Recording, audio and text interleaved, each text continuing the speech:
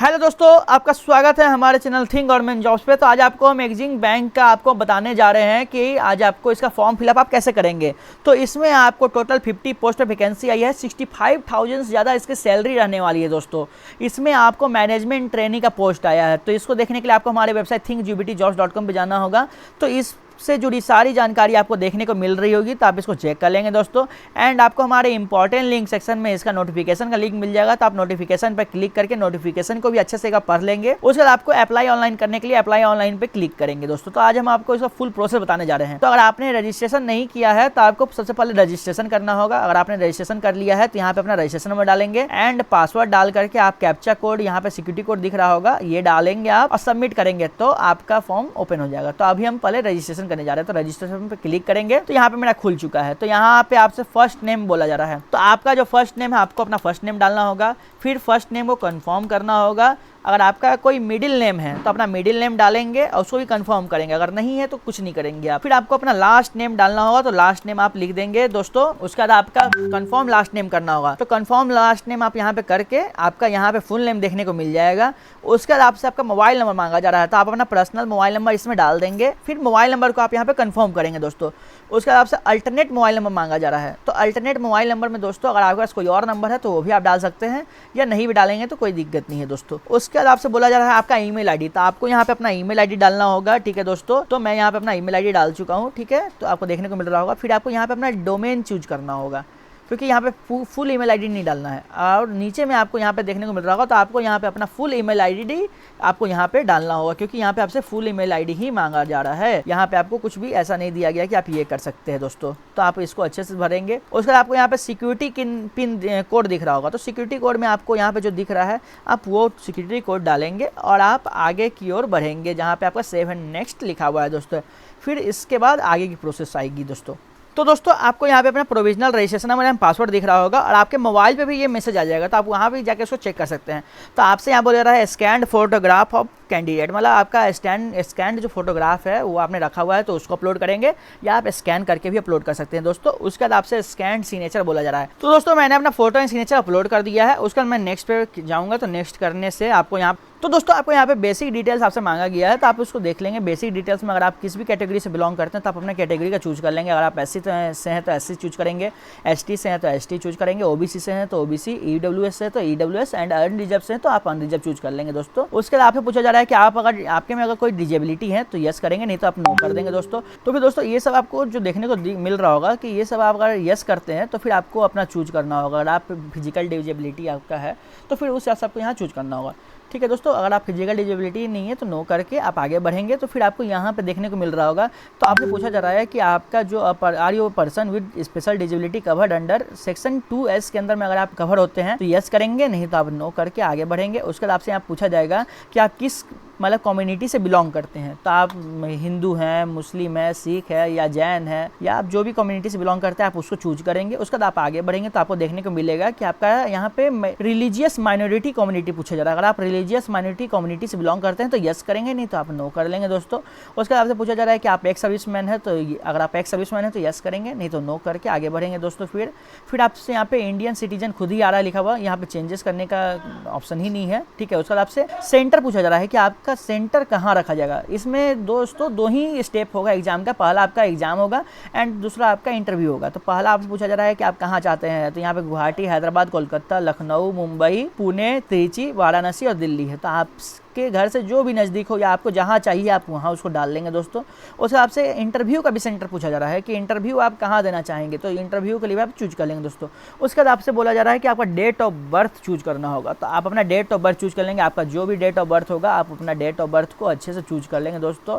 उसके बाद आपको आगे देखने को मिलेगा कि आपका जो एज का जो कंप्लीशन डेट है वो आपका डेट मतलब काउंट होगा आपको 1/8/2024 से दोस्तों, ठीक है दोस्तों। उसके बाद आपसे पूछा जा रहा है आप किस जेंडर से बिलोंग करते हैं। आप मेल है तो मेल क्लिक करेंगे, फीमेल है तो फीमेल, अदर है तो अदर आप क्लिक करेंगे, ठीक है दोस्तों। उसके बाद आपसे पूछा जा रहा है कि आप ट्विन ब्रदर एंड सिस्टर हैं। तो अगर आप ट्विन ब्रदर एंड सिस्टर है तो यस करेंगे। तो आपको फिर डालना होगा कि आपका ट्विन जो ब्रदर है वो या सिस्टर है वो मेल है या फीमेल है या अदर है, और ट्विन ब्रदर का नाम डालना होगा दोस्तों। उसके बाद आपको अगर ये है तो आप अगर आप ट्विन ब्रदर एंड सिस्टर नहीं है तो आप नो करके आगे बढ़ेंगे दोस्तों। तो फिर आपसे पूछा जाएगा आपका मैरिटल स्टेटस क्या है, आप मैरिड हैं, अनमैरिड हैं, विडोअर हैं, विडो हैं, डिवोर्सी, आप जो भी हैं आप उसको अपने हिसाब से चूज करके आगे बढ़ेंगे दोस्तों। उसके बाद आपको आपके यहाँ पे फादर्स का नेम लिखना होगा, तो आपके अपने फादर्स का फुल नेम लिखना होगा दोस्तों। उसके बाद आपको अपनी मदर्स का भी नेम यहाँ लिखना होगा दोस्तों, तो अपनी मदर्स का भी आप इसमें फुल नेम लिखेंगे।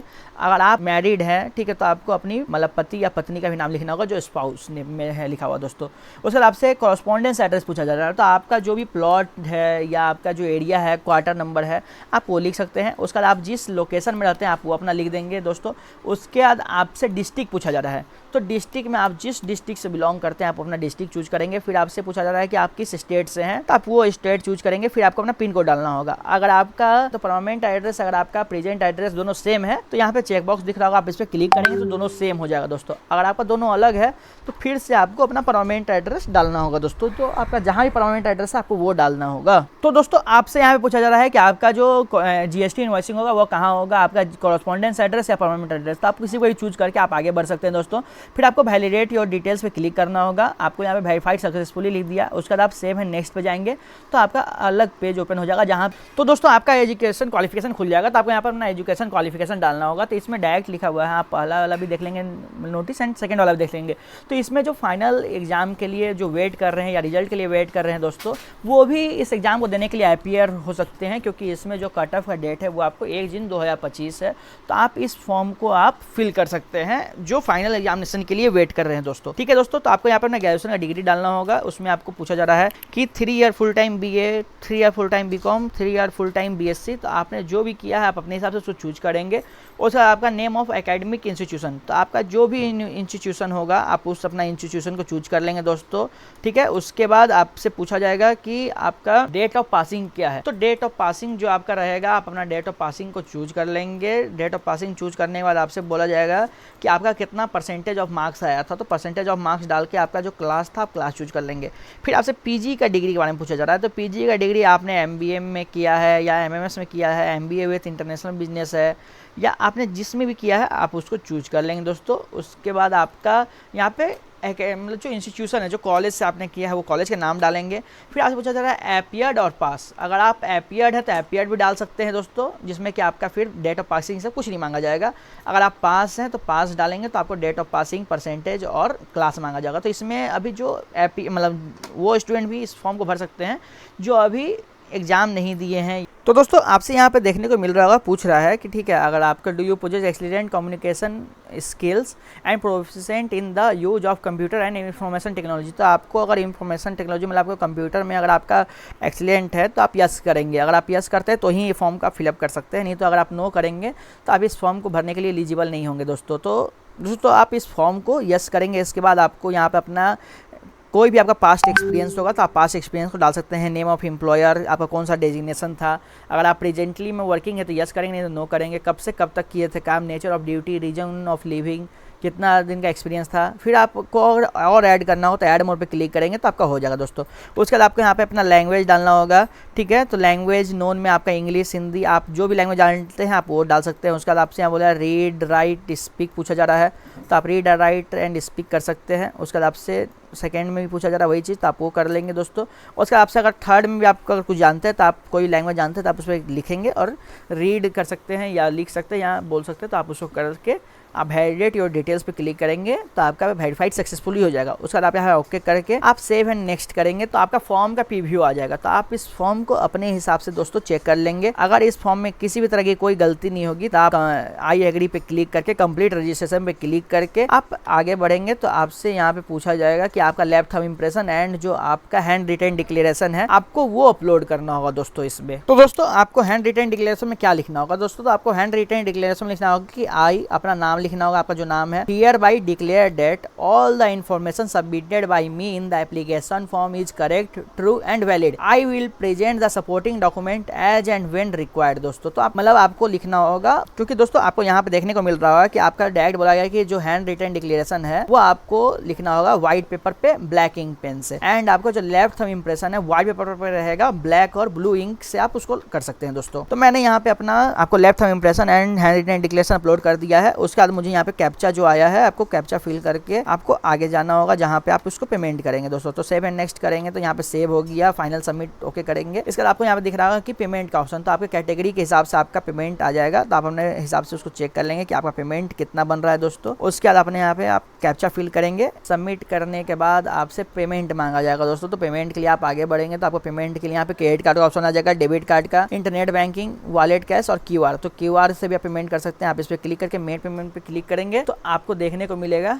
कि प्रोसीड विद पेमेंट पे क्लिक करने के बाद आपको यहाँ पे देखने को मिलेगा आपका क्यूआर कोड के थ्रू भी आप पेमेंट कर सकते हैं, जिसमें इस पर क्लिक करके अपना फोन पे, गूगल पे या पेटीएम से इसको स्कैन करके आप पेमेंट करेंगे, आपका पेमेंट सक्सेसफुली हो जाएगा दोस्तों। ऐसे ही अगर किसी भी तरह की कोई प्रॉब्लम होती है दोस्तों तो आप हमें कमेंट करके बोल सकते हैं, हम आपको बताएंगे कैसे करना है। और आप इस वीडियो को लाइक करें, शेयर करें एंड सब्सक्राइब करना ना भूलें, जिससे कि लेटेस्ट इन्फॉर्मेशन दोस्तों आप तक सबसे पहले हम लोग पहुंचाते रहें। Thanks watching to friends.